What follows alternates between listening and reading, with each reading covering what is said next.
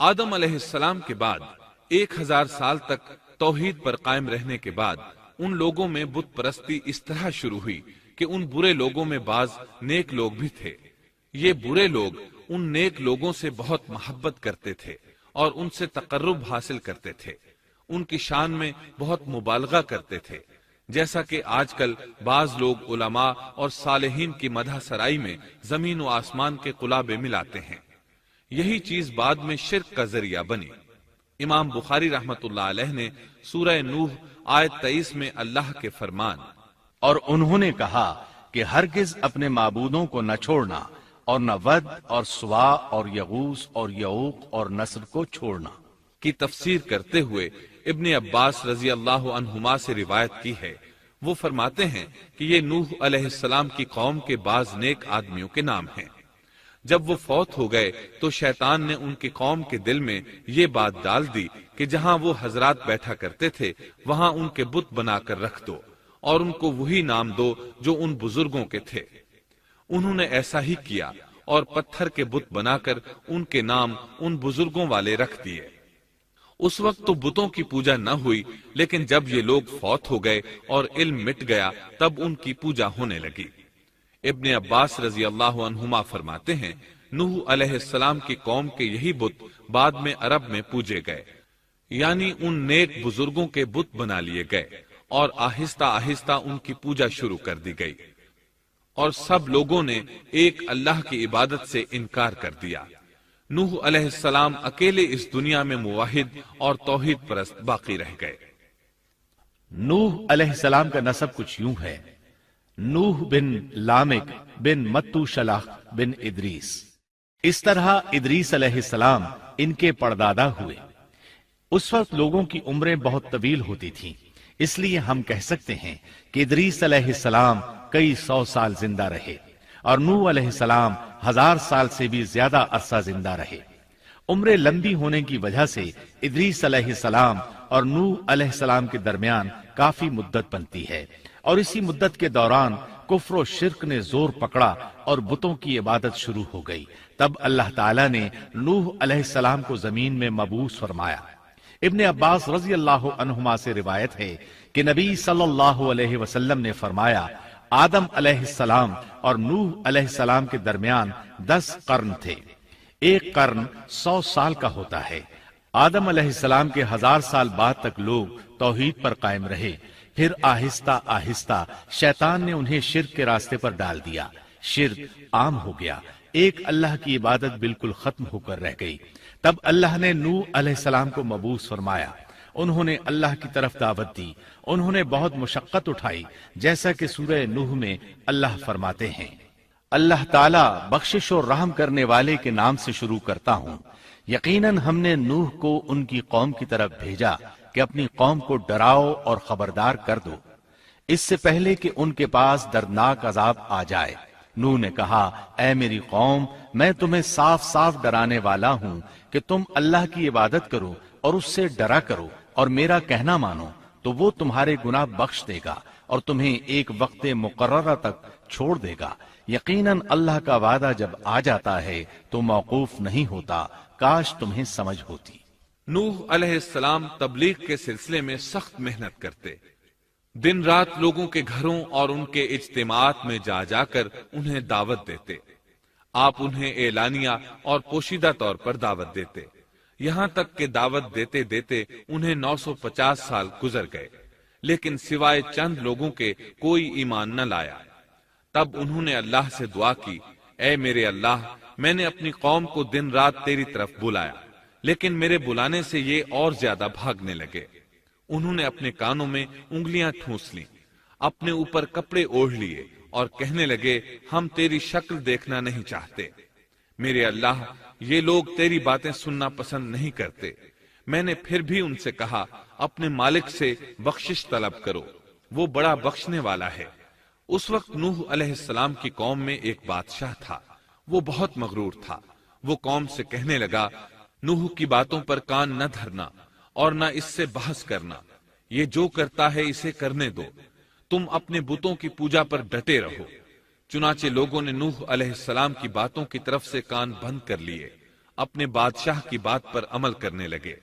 تب نوح علیہ السلام نے اللہ سے فریاد کی، اے پروردگار، یہ میرا کہنا نہیں مانتے، ان لوگوں کی سنتے ہیں جن کی اولاد اور مال نے انہیں فائدہ تو نہ دیا، الٹا نقصان پہنچایا، اور انہوں نے میرے ساتھ بڑا داؤ کیا، یعنی دوسروں کو میرے درپے کر دیا، خود بھی مجھے ستانے میں کوئی کسر نہ چھوڑی، اور آپس میں ایک دوسرے سے کہنے لگے اپنے دیوتاؤں کو نہ چھوڑنا، نہ ود اور نہ سوا اور نہ یغوث اور نہ یعوق اور نہ نصر کو چھوڑنا۔ ان لوگوں نے بہت سے لوگوں کو گمراہ کر ڈالا، اور پروردگار تو ایسا کر کہ یہ ظالم اور زیادہ گمراہ ہو۔ اس طرح نوح علیہ السلام نے 950 سال دن رات لوگوں کو اللہ کی طرف بلایا، لیکن اتنے طویل عرصہ میں صرف 80 کے قریب لوگ مسلمان ہوئے، اور ان ایمانداروں کی اکثریت فقراء، مساکین، ناتواں اور غلام قسم کے لوگوں پر مشتمل تھی، جن کی معاشرے میں کوئی حیثیت نہیں ہوتی۔ مشکل سے 10 ایماندار ایسے ہوں گے جو شرف و جاہ کے مالک ہوں گے۔ چنانچہ نوح علیہ السلام کے مغرور سرداروں نے جب اس صورتحال کو دیکھا تو اکٹھے ہو کر نوح علیہ السلام کے پاس آئے اور کہنے لگے، اے نوح، ہم چاہتے ہیں تیری باتیں سنیں اور لوگوں کو بھی تیری باتیں سننے کی ترغیب دیں اور سب تجھ پر ایمان لے آئیں، لیکن اس سے پہلے ہماری ایک شرط ہے، یہ کہ آپ کے حلقے میں جو یہ ذلیل اور حقیر لوگ آ گئے ہیں انہیں دھکے دے کر اپنے پاس سے نکال دے، اس لیے کہ ہم اپنی قوم کے سردار، چودھری اور مقام و مرتبے والے لوگ ہیں، اس لیے ہم ان فقیر لوگوں کے پاس نہیں بیٹھ سکتے۔ اگر آپ انہیں نکال دیتے ہیں تو ہم ایمان لے آئیں گے۔ اللہ تعالیٰ نے نوح علیہ السلام کی قوم کے ان سرداروں کی تردید سورہ ہود آیات 27 تا 31 میں کی ہے۔ اللہ تعالیٰ فرماتے ہیں، کافر سردار نوح سے کہنے لگے ہم تو یہی دیکھتے ہیں کہ تو ہماری طرح ایک آدمی ہے، اور یہ بھی دیکھتے ہیں کہ صرف ان لوگوں نے تیری پیروی کی ہے جو ہم میں رذیل ہیں، وہ بھی اوپر کی عقل سے، اور ہم تو تمہیں کسی بات میں اپنے سے زیادہ نہیں پاتے بلکہ تمہیں جھوٹا خیال کرتے ہیں۔ نوح نے کہا، اے سردارو، بتلاؤ تو صحیح، اگر میں اپنے رب کی طرف سے جو دلیل آئی ہے اس پر قائم ہوا اور اس نے اپنی مہربانی سے مجھے سرفراز کیا اور تم سے وہ چھپی رہی، تو کیا زبردستی میں اسے تمہارے سر منڈ دوں گا، حالانکہ تم اس سے بیزار ہو۔ میری قوم والو، میں تم سے اس پر کوئی مال نہیں مانگتا، میرا ثواب تو صرف اللہ تعالیٰ کے ہاں ہے، نہ میں ایمانداروں کو اپنے پاس سے نکال سکتا ہوں، انہیں اپنے رب سے ملنا ہے، لیکن میں دیکھتا ہوں کہ تم لوگ جہالت کی بات کر رہے ہو۔ میری قوم کے لوگوں، اگر میں ان مومنوں کو اپنے پاس سے نکال دوں تو اللہ کے مقابلے میں میری مدد کون کر سکتا ہے؟ کیا تم کچھ بھی غور و فکر نہیں کرتے؟ میں تم سے یہ نہیں کہتا کہ میرے پاس اللہ کے خزانے ہیں اور میں غیب کا علم بھی نہیں رکھتا، نہ میں یہ کہتا ہوں کہ میں کوئی فرشتہ ہوں، نہ میرا یہ قول ہے کہ جن پر تمہاری نگاہیں ذلت سے پڑ رہی ہیں اللہ تعالیٰ انہیں کوئی نعمت دے گا ہی نہیں، ان کے دل میں جو ہے اللہ اسے بخوبی جانتا ہے۔ اگر میں ایسی بات کہوں تو یقیناً میرا شمار ظالموں میں سے ہوگا۔ اس پر نوح علیہ السلام کی قوم اور اکڑ گئی اور وہ کہنے لگے، اے نوح، بس بہت ہو گیا، تو نے ہمیں بہت ڈرا دھمکا دیا، اب اگر تو سچا ہے تو جس چیز کا وعدہ تو ہم سے کرتا تھا اس کو لے آ۔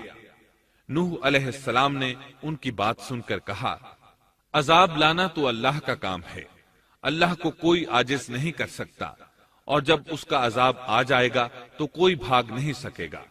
اس کے بعد نوح علیہ السلام کی قوم کا ان سے آمنا سامنا ہوا تو انہوں نے ان سے کہا، اے میری قوم، اگر تم پر یہ گراں گزرتا ہے کہ میں تم میں رہتا ہوں اور تمہیں اللہ کی باتیں سنا رہا ہوں، تم اس سے چڑھتے ہو اور مجھے نقصان پہنچانے کے درپے رہتے ہو، تو سنو، میں صاف کہتا ہوں، مجھے تمہارا کوئی خوف نہیں، تمہاری کوئی پرواہ نہیں، تم سے جو ہو سکے کر گزرو، میرا جو بگاڑ سکتے ہو بگاڑ لو، تم اپنے شریکوں اور جھوٹے معبودوں کو بھی بلا لو اور مل جل کر مشورے کر کے بات کھول کر پوری قوت کے ساتھ مجھ پر حملہ کرو، تمہیں قسم ہے تم میرا جو بگاڑ سکتے ہو بگاڑ لو، اس میں کوئی کسر اٹھا نہ رکھو، مجھے بالکل مہلت نہ دو، اچانک مجھے گھیر لو، میں بالکل بے خوف ہوں، اس لیے کہ تمہارے راستے کو میں باطل جانتا ہوں، میں حق پر ہوں، حق کا ساتھی اللہ ہوتا ہے، میرا بھروسہ اسی عظیم ذات پر ہے، مجھے اس کی قدرت کی بڑائی معلوم ہے۔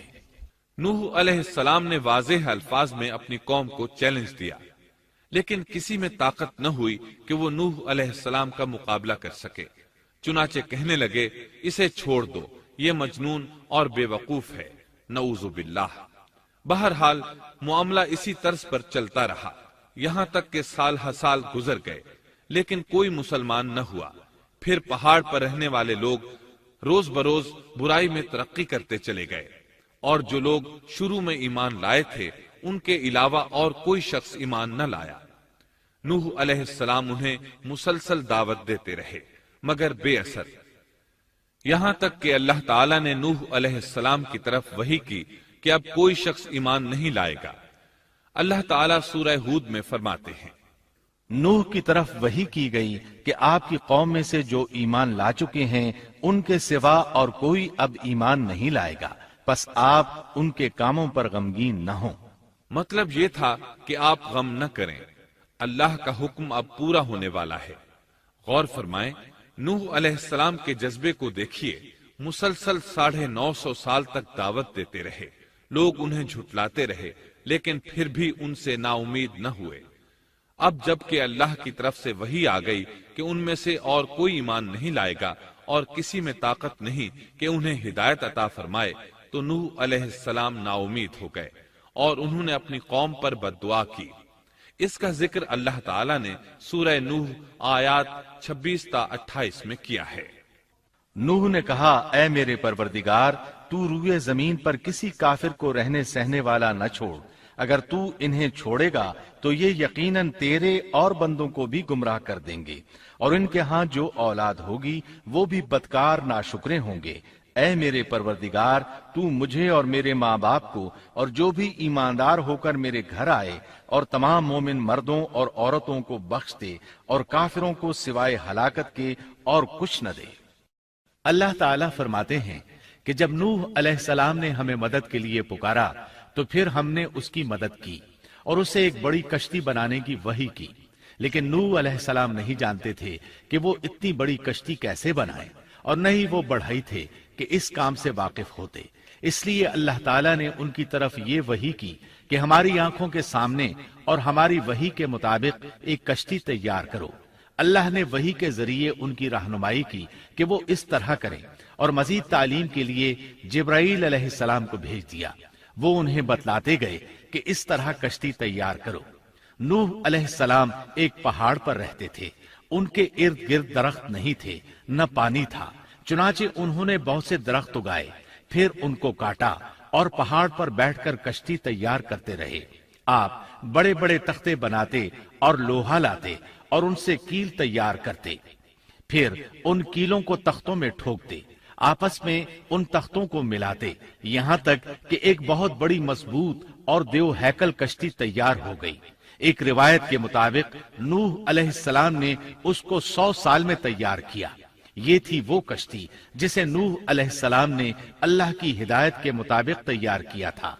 سورۃ القمر آیت 13 میں ارشاد ہوتا ہے، اور ہم نے نوح کو اس کشتی میں سوار کیا جو تختوں اور کیلوں سے بنی ہوئی تھی۔ نوح علیہ السلام نے دعوت کا کام چھوڑ دیا اور کشتی بنانے لگے۔ وہ لوگ جب انہیں کشتی بناتے دیکھتے تو ان کا مذاق اڑاتے، کہتے، نوح پہلے تو نبی تھا، اب بڑھئی بن گیا۔ مزید کہتے، یہ کیسا مجنون ہے کہ پہاڑ پر کشتی بنا رہا ہے، تعجب ہے اس پر۔ اللہ نے ان کافروں کے مذاق کا ذکر سورہ ہود آیات 38 اور 39 میں کیا ہے۔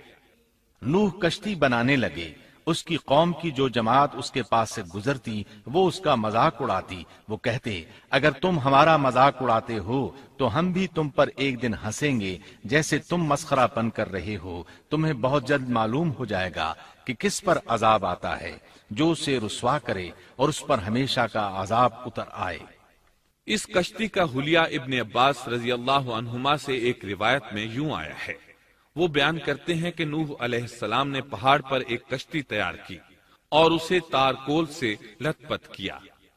اسی وقت سے تارکول کا ظہور ہوا۔ اس کشتی کا طول 300 گز، اونچائی 30 گز اور عرض 50 گز تھا۔ ایک اندازے کے مطابق اس کا طول 1 کلومیٹر سے زیادہ تھا، اور اس کی بلندی اور گہرائی کے بارے میں کہا گیا ہے کہ 30 ہاتھ تھی، اور یہ کشتی عام کشتیوں کی طرح اوپر سے کھلی ہوئی نہیں تھی، بلکہ جس طرح اس کو نیچے سے بند کیا گیا تھا اسی طرح اوپر سے بھی بند کیا گیا تھا، تاکہ اوپر سے جو بارش برسے وہ انہیں نقصان نہ دے، اور جس طرح نیچے والے غرق ہونے سے محفوظ رہیں اسی طرح اوپر والے بھی محفوظ رہیں۔ گویا وہ ایک گیند کی مانند تھی۔ اس میں الگ الگ 3 درجے بنائے گئے تھے، ہر درجے میں ایک دروازہ تھا، اور یہ 3 دروازے اس طرح تھے کہ ہر دروازے کے اوپر ایک دروازہ تھا۔ یہ اس کشتی کا حلیہ تھا، جس کے راوی ابن عباس رضی اللہ عنہما ہیں۔ یہ کشتی آج بھی موجود ہے۔ اللہ تعالیٰ نے اس کشتی کو بطور عبرت اور نشانی کے باقی رکھا ہے، جیسا کہ اللہ تعالیٰ فرماتے ہیں، اور بے شک ہم نے اس واقعے کو نشانی بنا کر باقی رکھا، پس ہے کوئی نصیحت حاصل کرنے والا۔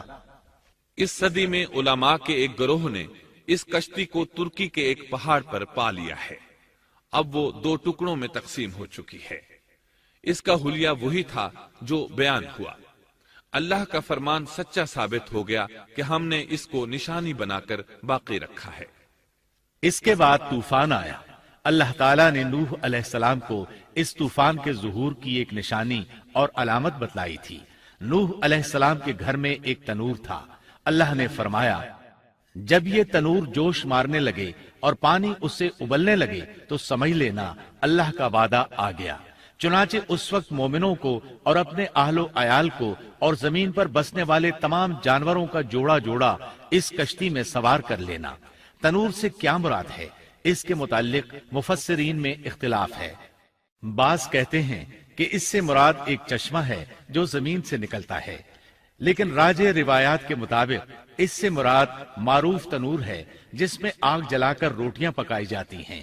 یہ تنور نوح علیہ السلام کے گھر میں تھا، اور اسی کو اللہ نے طوفان کے آنے کی علامت بتایا اور فرمایا کہ جب یہ پھوٹ پڑے اس وقت ہر چیز کا جوڑا جوڑا کشتی پر سوار کر لینا۔ اللہ تعالیٰ سورہ ہود آیت 40 میں فرماتے ہیں، یہاں تک کہ جب ہمارا حکم آ پہنچا اور تنور ابلنے لگا، ہم نے کہا اس کشتی میں ہر قسم کے جوڑے دوہرے سوار کر لے، اور اپنے گھر کے لوگوں کو بھی سوائے ان کے جن پر پہلے سے بات پڑ چکی ہے، اور سب ایمان والوں کو بھی۔ اس کے ساتھ ایمان لانے والے بہت ہی کم تھے۔ کشتی میں سوار ہونے والوں کی تعداد 80 بتائی جاتی ہے۔ چنانچہ جب تنور جوش مارنے لگا تو نوح علیہ السلام کشتی میں سوار ہو گئے۔ کشتی ان کی بستی میں لوگوں سے دور پہاڑ پر تھی۔ اللہ کی قدرت کہ تمام قسم کے جانور بھی کشتی کے پاس آ گئے۔ نوح علیہ السلام نے انہیں بھی سوار کر لیا۔ اللہ تعالیٰ سورۃ القمر آیات 11 اور 12 میں فرماتے ہیں، پس ہم نے آسمان کے دروازوں کو زور کی بارش سے کھول دیا اور زمین کے چشموں کو جاری کر دیا، پس اس کام پر جو پانی مقرر کیا گیا تھا خوب جمع ہو گیا۔ آسمان سے نازل ہونے والا اور زمین سے نکلنے والا پانی کتنا تھا، اس کا اندازہ اللہ ہی کو ہے۔ بہرحال اس پانی نے زمین پر رہنے والے انسان، چوپائے، حیوانات، غرض ہر چیز کو غرق کر دیا۔ اس بارے میں اللہ فرماتے ہیں، نوح نے اپنی قوم سے تنگ آ کر ہمارے حضور دعا کی، ہم تو ہیں ہی بہترین طور پر دعاؤں کے قبول کرنے والے۔ فوراً ان کی دعا قبول کر لی اور اس تکلیف اور ایذا سے انہیں بچا لیا جو انہیں کفار سے روز مرہ پہنچ رہی تھی، اور ان کی اولاد کو ہم نے باقی رہنے والی بنا دیا، یعنی انہی کی اولاد سے پھر سے دنیا آباد ہوئی، کیونکہ صرف وہی لوگ بچے تھے جو کشتی پر سوار تھے، اور ہم نے ان کا ذکر خیر پچھلوں میں باقی رکھا۔ نوح علیہ السلام پر تمام جہانوں میں سلام ہو۔ ہم نیکی کرنے والوں کو اسی طرح بدلے دیتے ہیں، وہ ہمارے ایماندار بندوں میں سے تھا، پھر ہم نے باقی سب کو غرق کر دیا۔ اللہ مزید فرماتے ہیں، جب پانی میں طغیانی آ گئی تو اس وقت ہم نے تمہیں کشتی میں چڑھا لیا تاکہ اس کو تمہارے لیے نصیحت اور یادگار بنا دیں، تاکہ یاد رکھنے والے کان اس کو یاد رکھیں۔ یعنی پانی اتنا زیادہ ہو گیا کہ اس سے تمام شہر، بستیاں، انسان اور جانور غرق ہو گئے، یہاں تک کہ پانی بلند پہاڑوں سے بھی اونچا ہو گیا، اور اتنے بلند پانی پر یہ کشتی نوح علیہ السلام اور ان کے ساتھیوں کو اپنے دامن میں سمیٹے اللہ کے حکم سے اور اس کی حفاظت میں پہاڑ کی طرح رواں دواں تھی، ورنہ اتنے طوفانی پانی میں کشتی کی حیثیت ہی کیا ہوتی ہے۔ نوح علیہ السلام کشتی میں سوار ہوئے اور انہوں نے اپنے ساتھیوں کو حکم دیا کہ وہ یہ دعا پڑھیں، بسم اللہ مجریہا ومرساہا ان ربی لغفور رحیم۔ اللہ ہی کے نام سے اس کشتی کا چلنا اور ٹھہرنا ہے، یقیناً میرا پالنے والا بڑی بخشش اور رحم والا ہے۔ یہی اللہ کا حکم آپ کو تھا کہ جب تم اور تمہارے ساتھی ٹھیک طرح بیٹھ جاؤ تو کہنا، الحمد للہ الذی نجانا من القوم الظالمین وقل رب انزلنی منزلا مبارکا وانت خیر المنزلین۔ سب تعریف اللہ ہی کے لیے ہے جس نے ہمیں ظالم لوگوں سے نجات عطا فرمائی، اور کہنا کہ اے میرے رب مجھے بابرکت اتارنا اور تو ہی بہتر اتارنے والا ہے۔ اللہ تعالیٰ نوح علیہ السلام کو نصیحت کر رہے ہیں کہ اللہ آپ کو اور آپ کے اہل کو نجات عطا فرمائیں گے۔ کشتی میں نوح علیہ السلام کے کافر بیٹے کے علاوہ تمام گھر والے سوار تھے۔ آپ کے کافر بیٹے کا نام کنعان تھا، وہ ایک طرف کھڑا تھا۔ نوح علیہ السلام نے اسے پکارا، میرے بیٹے اس کشتی میں آ جا اور کافروں کا ساتھی نہ بن، لیکن اس بدبخت نے کہا، میں ابھی کسی پہاڑ کی چوٹی پر پناہ لے لوں گا جو مجھے اس پانی سے بچائے گی۔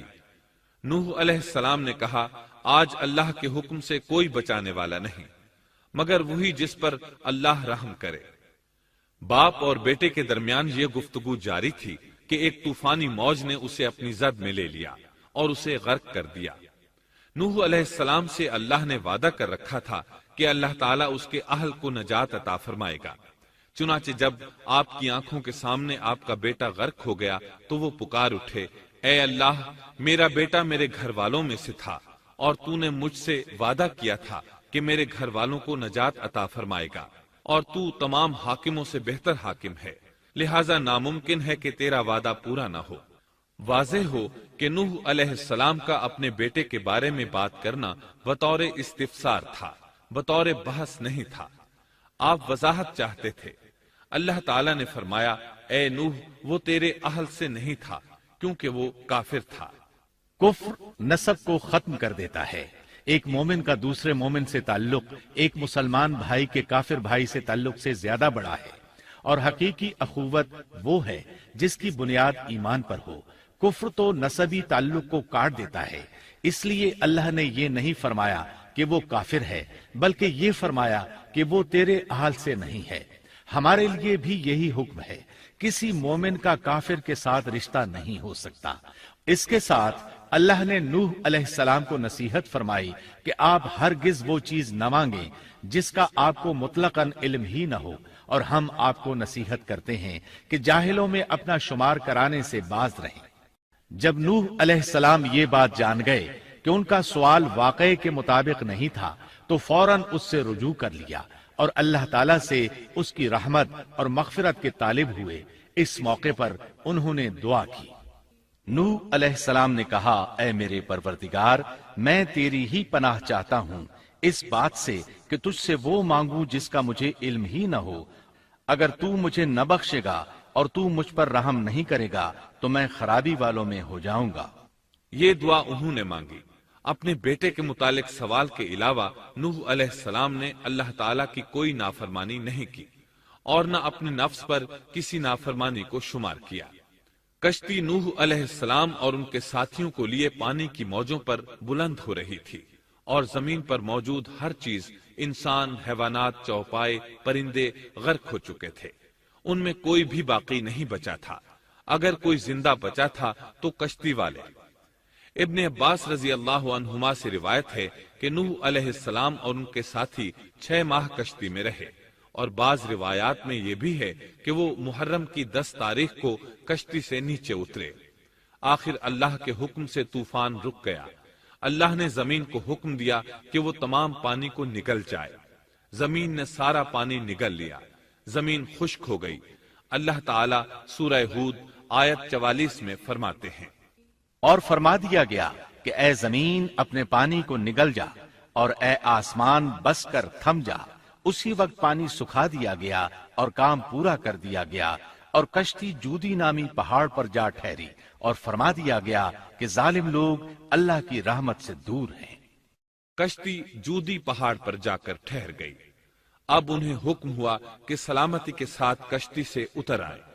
آپ پر بھی برکت نازل ہوگی، اور ان قوموں پر بھی جو آئندہ آپ کی نسل سے پیدا ہوں گی، اور آپ کی نسل میں سے کچھ لوگ ایسے بھی ہوں گے جنہیں ہم فائدہ تو ضرور پہنچائیں گے، پھر انہیں ہماری طرف سے دردناک عذاب پہنچے گا۔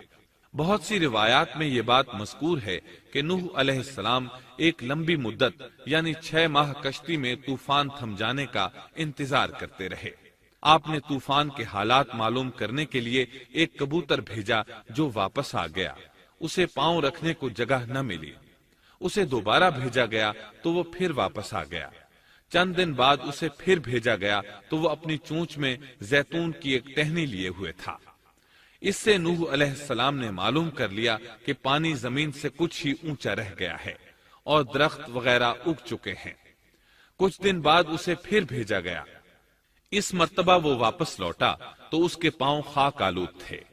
نوح علیہ السلام نے سمجھ لیا کہ طوفان رک گیا اور زمین خشک ہو چکی ہے۔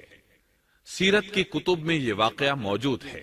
اسی کی بنیاد پر سیرت نگاروں کا کہنا ہے کہ کبوتر کا آنا سلامتی کی علامت تھا، اور اس کی چونچ میں زیتون کی ٹہنی نوح علیہ السلام کی بادشاہت کی طرف اشارہ تھا۔ اس طرح نوح علیہ السلام زمین پر اتر آئے۔ اس وقت اولاد آدم میں سے کوئی انسان سوائے ان لوگوں کے زندہ نہیں بچا تھا۔ جزیرہ عرب، فلسطین اور ان کے ارد گرد کا علاقہ غرق ہونے سے محفوظ رہا۔ ان کے علاوہ تمام زمین غرق ہوئی تھی۔ سب کے سب طوفان کی نذر ہو گئے۔ صرف نوح علیہ السلام سے اولاد پیدا ہوئی، اور زمین میں ان کی اولاد کے علاوہ اور کسی کی نسل باقی نہ رہی۔ اسی وجہ سے نوح علیہ السلام کو آدم ثانی اور ابو البشر ثانی کہا جاتا ہے، کیونکہ تمام کے تمام بشر انہی کی طرف منسوب ہیں۔ سورۃ الصافات آیات 75 تا 77 میں اسی طرف اشارہ ہے۔ اور ہمیں نوح نے پکارا تو دیکھ لو کہ ہم کیسے اچھے دعا قبول کرنے والے ہیں۔ ہم نے اسے اور اس کے فرمانبرداروں کو اس زبردست مصیبت سے بچا لیا۔ اس کی اولاد ہم نے باقی رہنے والی بنا دی۔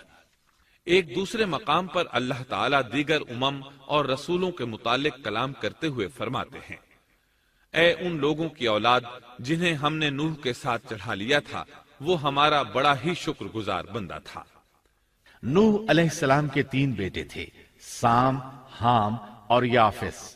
سام کی نسل زیادہ تر سفید رنگت کی تھی، اور بہت کم لوگ ان میں سیاہ فام تھے، البتہ کچھ ان میں گندمی تھے۔ حام کی اولاد کی اکثریت سیاہ فام تھی، ان میں بہت کم لوگ سفید رنگ کے تھے، اور یافس کی اولاد سرخی مائل رنگ کی تھی۔ عرب اور بنو اسرائیل سام کی اولاد ہیں، تمام حبش حام کی اولاد ہیں، ترک اور مشرقی ایشیا کے لوگ یافس کی اولاد ہیں۔ طوفان کے بعد نوح علیہ السلام اللہ کے بندوں میں 350 سال تک زندہ رہے، اور وہ اللہ کے قول عبدن شکورن کے مصداق تھے۔ پھر نوح علیہ السلام فوت ہو گئے۔ راجح ترین روایات کے مطابق آپ مکہ میں دفن ہوئے۔ ایک دوسری روایت کے مطابق آپ لبنان میں دفن ہوئے۔